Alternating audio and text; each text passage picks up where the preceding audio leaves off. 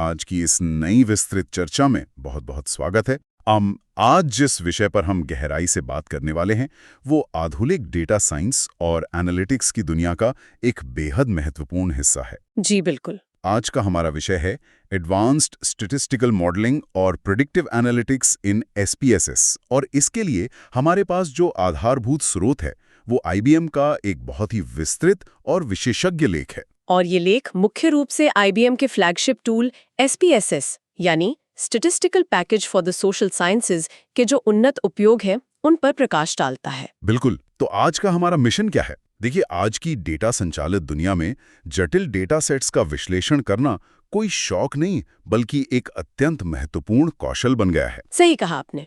तो हमारा उद्देश्य आज एसपीएसएस में 3 प्रमुख उन्नत डेटा विश्लेषण तकनीकों को डिकोड करना है: रिग्रेशन, कोरिलेशन और प्रेडिक्टिव मॉडलिंग, ताकि बिना किसी भारी तकनीकी शब्दावली में उलझे इन जटिल कॉन्सेप्ट्स की एक स्पष्ट समझ मिल सके। मतलब जो भी प्रोफेशनल्स रोजमर्रा के डेटा से जूझते हैं उन्हें बेसिक्स तो पता होते हैं।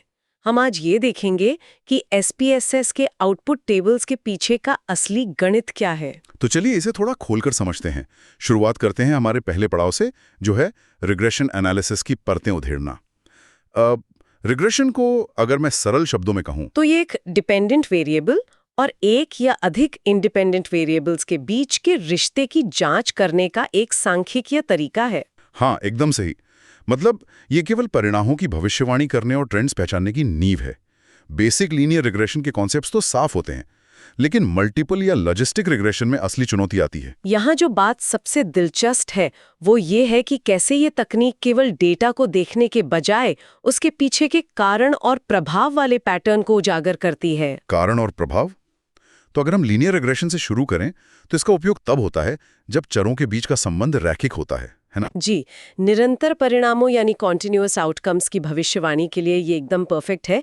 लेकिन जब हम मल्टीपल रिग्रेशन पर आते हैं तो वो लीनियर रिग्रेशन का ही विस्तार हो जाता है। बिल्कुल, जहां एक डिपेंडेंट वेरिएबल की भविष्यवाणी करने के लिए कई इंडिपेंडेंट वेरिएबल्स का एक साथ उपयोग किया जाता है। जैसे मान लीजिए किसी घर की कीमत का अनुमान लगाना है तो केवल घर का आकार नहीं बल्कि लोकेशन, कमरों की संख्या, ये सब इंडिपेंडेंट वेरिएबल्स हो गए। बहुत अच्छा उदाहरण है। और एसपीएसएस एनालिस्ट को केवल एक मॉडल बनाकर नहीं देता। अगर कोई एनालिस्ट स्टेप वाइज या हायरार्किकल रिग्रेशन कर रहा है तो एसपीएसएस में ये देखना बहुत आसान हो जाता है कि हर नया वेरिएबल जुड़ने पर मॉडल की प्रिडिक्टिव पावर में कितना बदलाव आ रहा है। लेकिन जब कई सारे इंडिपेंडेंट वेरिएबल्स होते हैं तो सबसे बड़ी समस्या तो मल्टीकोलिनियरिटी की होती है ना।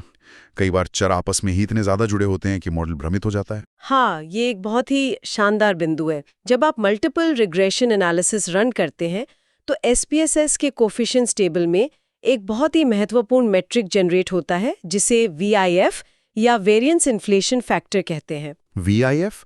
तो इसकी कोई लिमिट होती है? आमतौर पर अगर किसी वेरिएबल का वीआईएफ 10 से ऊपर है तो ये साफ संकेत है कि मॉडल में मल्टीकोलिनियरिटी की भारी समस्या है। और एसपीएसएस की खूबी ये है कि इसके लिए कोई अलग से कोड नहीं लिखना पड़ता।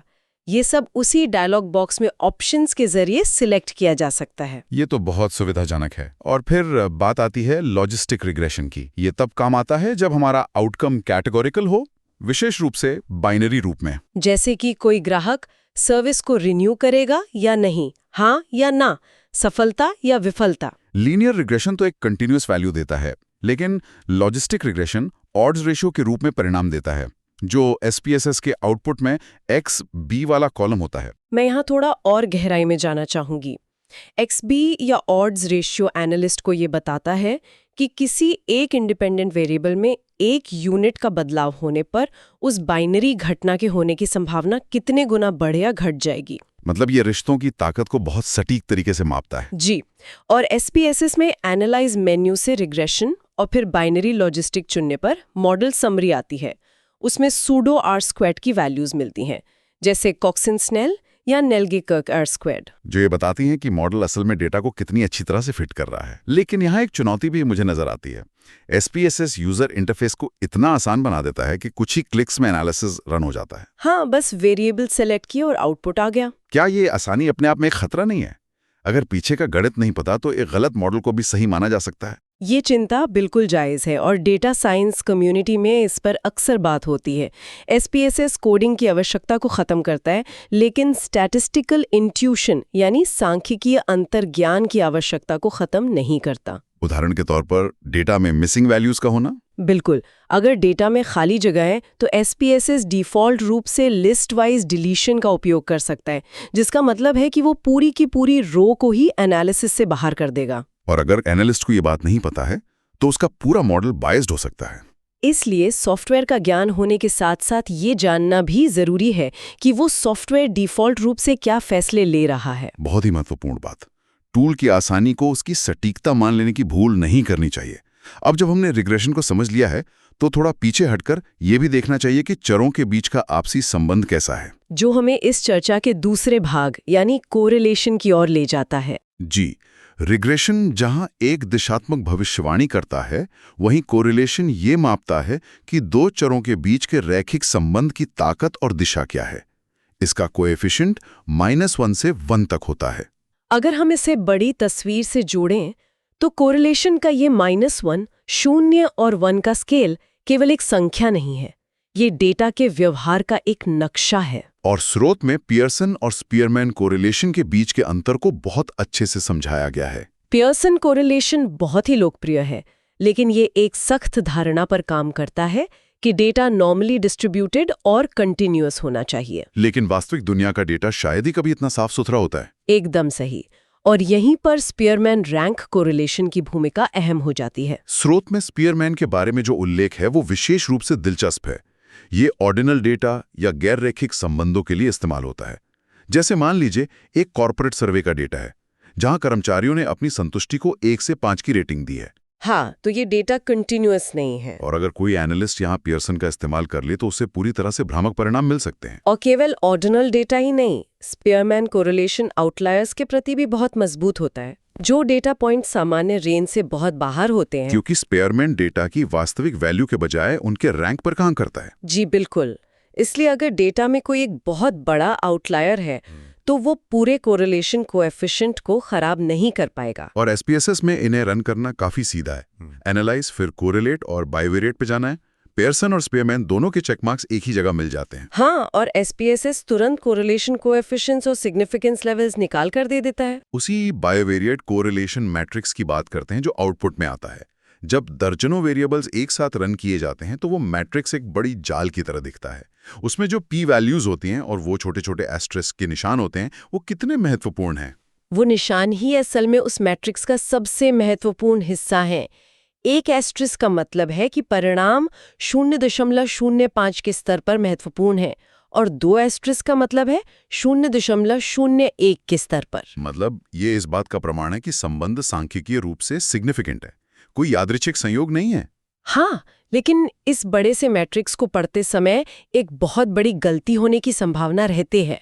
वो किस तरह की गलती? मान लीजिए कि 2 वेरिएबल्स के बीच एक बहुत ही मजबूत सकारात्मक कोरिलेशन दिख रहा है। एनालिस्ट ये मान सकता है कि एक के बढ़ने से दूसरा बढ़ रहा है, जो कि बहुत सामान्य सी धारणा है। लेकिन SPSS पार्शियल कोरिलेशन का भी एक टूल देता है। पार्शियल कोरिलेशन में हम किसी तीसरे वेरिएबल के प्रभाव को कंट्रोल कर सकते हैं। अच्छा, मतलब कोई छिपा हुआ कारक हो सकता है। बिल्कुल। कई बार वो मजबूत संबंध असल में किसी तीसरे छिपे हुए वेरिएबल की वजह से होते हैं। जब उस तीसरे वेरिएबल को कंट्रोल किया जाता है तो असली 2 वेरिएबल्स के बीच का कोरिलेशन अचानक से 0 हो सकता है। बहुत ही शानदार बिंदु है। कोरिलेशन कारण नहीं बताता, लेकिन SPSS के एडवांस टूल्स ये जरूर बता सकते हैं कि कौन से अन्य कारक को संबंध को प्रभावित कर रहे हैं। जी। अब यहाँ मामला सच में बहुत दिलचस्प हो जाता है, क्योंकि अतीत के डेटा के संबंधों को समझने के बाद बारी आती है भविष्य का अनुमान लगाने की। हमारा तीसरा भाग प्रेडिक्टिव मॉडलिंग पर केंद्रित है। प्रिडिक्टिव मॉडलिंग केवल भविष्यवाणी नहीं है, बल्कि डेटा के भीतर छिपे उन गहरे और जटिल पैटर्न्स को पहचानने की कला है जिन्हें पारंपरिक सांख्यिकी शायद पकड़ ही ना पाए। और इस क्षेत्र में SPSS ने अपने SPSS मॉडलर टूल के साथ एक बहुत बड़ी छलांग लगाई है। ये केवल एक स्टैटिस्टिकल पैकेज से बढ़कर एक पूरा डेटा माइनिंग वर्कबेंच बन गया है। लेख में मुख्य रूप से 3 मॉडल्स का जिक्र है: डिसीजन ट्रीज, न्यूरल नेटवर्क्स और टाइम सीरीज एनालिसिस। अगर हम डिसीजन ट्रीज से शुरू करें तो SPSS में चैड और कार्ट जैसे बेहतरीन एल्गोरिदम्स मौजूद हैं। चैड एल्गोरिदम का उपयोग तो तब बहुत होता है जब डेटा को अलग अलग सेगमेंट में बांटना हो, जैसे किसी बैंक को यह तय करना हो कि कौन से ग्राहक लोन डिफॉल्ट कर सकते हैं। हाँ, और डिसीजन ट्री एक बहुत ही साफ सुथरा विजुअल फ्लो चार्ट बनाकर देता है। नोड्स और ब्रांचेस को देखकर कोई भी नॉन टेक्निकल व्यक्ति भी समझ सकता है कि निर्णय किस आधार पर लिया जा रहा है। SPSS मॉडलर में गेन चार्ट्स और लिफ्ट चार्ट्स के जरिए ये देखना बहुत आसान हो जाता है कि मॉडल बेसलाइन के मुकाबले कितना बेहतर प्रदर्शन कर रहा है। डिसीजन ट्रीज की यही पारदर्शिता उनकी सबसे बड़ी ताकत है। लेकिन इसके ठीक विपरीत स्पेक्ट्रम के दूसरे छोर पर न्यूरल नेटवर्क्स आते हैं। SPSS में मल्टी लेयर परसेप्ट्रॉन और रेडियल बेसिस फंक्शन जैसी तकनीकें हैं। ये मॉडल मानव मस्तिष्क के न्यूरॉन्स की तरह काम करते हैं ना, जो अत्यंत जटिल और गैर रैखिक पैटर्न्स को पकड़ सकते हैं। जी, हाई फ्रीक्वेंसी ट्रेडिंग या बहुत ही सूक्ष्म फ्रॉड डिटेक्शन में इनका कोई मुकाबला नहीं है। मुख्य रूप से पैटर्न पहचानने के लिए इनका उपयोग होता है। लेकिन न्यूरल नेटवर्क्स के साथ सबसे बड़ी समस्या ब्लैक बॉक्स की होती है। एक एनालिस्ट डेटा इनपुट करता है, हिडन लेयर्स अपना काम करती हैं और एक सटीक आउटपुट आ जाता है। हाँ, अंदर क्या हुआ ये किसी को नहीं पता। वही तो, अगर कोई स्टेक होल्डर पूछे कि ये मॉडल ऐसा क्यों कह रहा है, तो एनालिस्ट के पास डिसीजन ट्री जैसे कोई फ्लो चार्ट नहीं होता। SPSS इस ब्लैक बॉक्स वाली समस्या को कैसे हल करता है? SPSS मॉडलर इस समस्या को प्रिडिक्टर इंपॉर्टेंस चार्ट्स के जरिए थोड़ा कम करने की कोशिश करता है। प्रिडिक्टर इंपॉर्टेंस चार्ट्स ये कैसे काम करते हैं? ये टूल न्यूरल नेटवर्क की हर एक हिडन लेयर का गणित तो नहीं खोलता, लेकिन ये जरूर बता देता है कि मॉडल के अंतिम निर्णय में किस वेरिएबल का कितना प्रतिशत योगदान रहा। इससे स्टेक होल्डर्स को थोड़ा विश्वास मिलता होगा कि मॉडल बस हवा में तीर नहीं चला रहा है। बिल्कुल। और प्रिडिक्टिव मॉडलिंग का तीसरा मॉडल, जो शायद सबसे ज्यादा उपयोग में आता है, वो है टाइम सीरीज एनालिसिस। जब डेटा पॉइंट्स समय के साथ इकट्ठे किए जाते हैं तो उनमें सीजनैलिटी, ट्रेंड और साइक्लिकल वेरिएशंस जैसी जटिलताएं आ जाती हैं। ऐतिहासिक डेटा से भविष्य का सटीक अनुमान लगाना इसका मुख्य काम है। टाइम सीरीज में SPSS का एक्सपर्ट मॉडलर एक बहुत ही शक्तिशाली फीचर है। इसमें अरीमा यानी auto regressive integrated moving average और एक्सपोनेंशियल स्मूथिंग जैसे मॉडल्स होते हैं। अरीमा मॉडल को मैनुअली ट्यून करना, उसके पैरामीटर्स को सेट करना तो बहुत थकाऊ प्रक्रिया है। हाँ, लेकिन SPSS का एक्सपर्ट मॉडलर डेटा की सीजनैलिटी और ट्रेंड को खुद एनालाइज करता है और दर्जनों मॉडल्स में से जो सबसे बेहतरीन फिट होता है उसे अपने आप चुन लेता है। लेकिन एक सेकंड, अगर SPSS एरिमा मॉडल को खुद ही ऑटो डिटेक्ट कर लेता है और सारे पैरामीटर्स खुद सेट कर देता है, तो क्या ये एनालिस्ट को थोड़ा आलसी नहीं बना रहा है? ये सवाल अक्सर उठता है। मेरा मतलब है, जब टूल सब कुछ कर ही रहा है तो फिर विश्लेषक की क्या जरूरत रह गई? मैं यहाँ थोड़ा अलग नजरिया पेश करना चाहूंगी। इसे आलस नहीं बल्कि एफिशिएंसी कहना ज्यादा सही होगा।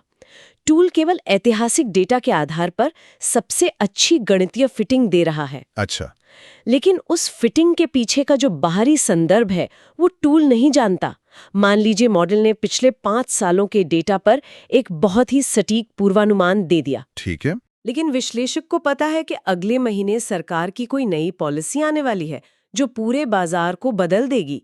एक्सपर्ट मॉडलर गणित संभालता है ताकि एनालिस्ट अपना समय डोमेन नॉलेज लगाने और रणनीति बनाने में लगा सके। क्या बात है, मशीन गणित करे और इंसान रणनीति बनाए। SPSS मॉडलर का जो विजुअल इंटरफेस है, जहां डेटा प्रेप से लेकर मॉडलिंग तक हर काम के लिए नोट्स को ड्रैग और ड्रॉप किया जा सकता है, वो इस प्रक्रिया को बहुत स्ट्रीमलाइन्ड बना देता है। जी, और यहीं हम इस पूरी तकनीकी चर्चा के मुख्य बिंदु पर पहुंचते हैं। ये समझना जरूरी है कि इन सब एडवांस्ड फीचर्स का बड़े परिदृश्य में क्या प्रभाव पड़ रहा है। तो इन सब का आखिर क्या मतलब है? इस पूरी चर्चा और इन सांख्यिकीय मॉडल्स का वास्तविक दुनिया के लिए क्या निष्कर्ष निकलता है? इस लेख और आज की चर्चा का सबसे बड़ा निष्कर्ष ये है कि SPSS जैसे उपकरणों ने डेटा साइंस का लोकतंत्रीकरण कर दिया है। लोकतंत्रीकरण कैसे? कुछ साल पहले तक इस स्तर के प्रिडिक्टिव मॉडल्स बनाने के लिए पाइथन या R जैसी प्रोग्रामिंग भाषाओं में गहरी विशेषज्ञता की आवश्यकता होती थी। हाँ, भारी कोडिंग करनी पड़ती थी। लेकिन अब SPSS के उन्नत विजुअल और मेन्यू ड्रिवन इंटरफेस के कारण अर्थशास्त्री, समाजशास्त्री और बिजनेस एनालिस्ट भी बिना हेवी कोडिंग के हाई लेवल स्टैटिस्टिकल मॉडलिंग कर सकते हैं। मतलब तकनीकी बाधाएं कम हो गई हैं।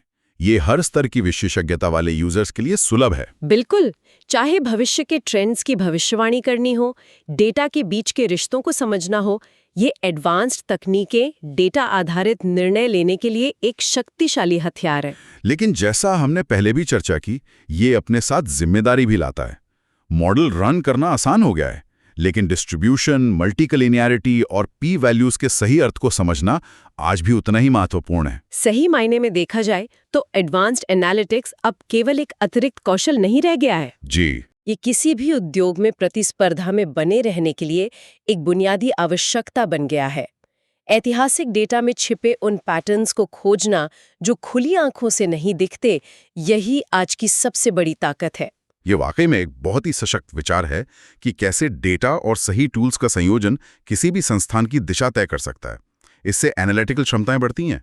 ये सब बहुत ही आशाजनक लगता है, लेकिन ये एक महत्वपूर्ण सवाल भी खड़ा करता है, और ये एक ऐसा विचार है जिस पर गहराई से सोचने की जरूरत है। वो क्या? हमने इस पूरी चर्चा में देखा कि कैसे प्रिडिक्टिव मॉडलिंग, चाहे वो टाइम सीरीज हो या न्यूरल नेटवर्क्स, पूरी तरह से ऐतिहासिक डेटा पर निर्भर करते हैं। वे अतीत के डेटा में पैटर्न ढूंढते हैं और उसी आधार पर भविष्य का निर्माण करते हैं। बिल्कुल, बिना पुराने डेटा के ये मॉडल्स कुछ भी नहीं है। चूंकि ये सभी अत्यंत जटिल और शक्तिशाली एल्गोरिदम पूरी तरह से उस डेटा के गुलाम हैं जो पहले ही घटित हो चुका है, तो क्या हम कभी एक ऐसे बिंदु पर पहुंचेंगे जहां ये प्रिडिक्टिव मॉडल्स पूरी तरह से अप्रत्याशित मानवीय व्यवहारों की सटीकता से भविष्यवाणी कर पाएंगे? अप्रत्याशित मानवीय व्यवहार मतलब ऐसे ब्लैक स्वॉन इवेंट्स या काम जो इंसानों ने या बाजार ने इतिहास में पहले कभी किए ही ना हो। जी, ये सोचने वाली बात है कि ऐतिहासिक डेटा पर हमारी निर्भरता की सीमाएं कहाँ खत्म होती हैं और मानव मस्तिष्क का और समाज का वास्तविक अनप्रेडिक्टेबल स्वभाव कहाँ से शुरू होता है। ये तो डेटा साइंस की सीमाओं पर एक बहुत ही बड़ा प्रश्न चिन्ह है। क्या कोई भी न्यूरल नेटवर्क उस चीज की भविष्यवाणी कर सकता है जिसका अतीत में कोई अस्तित्व ही ना हो? या क्या डेटा साइंस हमेशा इतिहास के एक कदम पीछे ही चलेगा? ये एक ऐसा चौराहा है जिसे समझना एनालिटिक्स के भविष्य की सबसे बड़ी चुनौती होगी। ये निश्चित रूप से एक ऐसा गहरा विचार है जिसे सुनने वालों को खुद एक्सप्लोर करना चाहिए। Historical data versus human unpredictability. आज के इस विस्तृत चर्चा में इतना ही।